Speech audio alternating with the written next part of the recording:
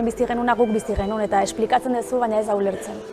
Oso gogorra zen. Denak ginen beharrezkoak, ze denen lana oso beharrezkoa izan zen. Eta pertsonez ari garen ez dugu astu behar, ezin ditugu numero bihurtu. Hau da aurrenengo unitatea. Geneukan, ikusten da marra gurri honekin, oraindik ere arrastu hementxe gelditzen zaigu. Marra honetatik, barruko aldera eremu zikina edo zen, hemen kokatzen ziren materialen karroak, eskularruak, musukoak. Pixoak gurpildun aulki batean iristen ziren, zituzten marra gorriaren bestaldean. Gu egon ginen box barruan, igual bost sei pertsona guztiz jantzita. Pentsa, hasieran esaten ziguten kortikoidek ez zutela laguntzen eta txarrak zirela, eta ondoren ikusi zen tratamendurik onena hori zela, ez?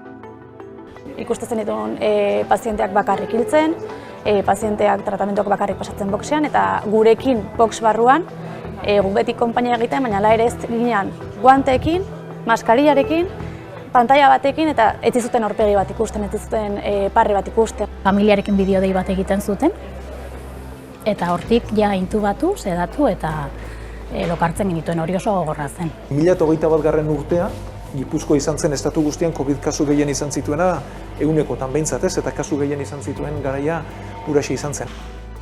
Ze galdera zen eta biharko pazienteak non sartuko ditugu. Hori pertsonalki horrek ekarri dit lo okerrago egitea, ekarri dit konzentratzeko gaitasuna galtzea. Talde lana, ekipo egin dugu. Denak ginen beharrezkoak, ze denen lana oso beharrezkoa izan zen. Ez garela pertsona berak lehen geundenak eta orain gehan, ez?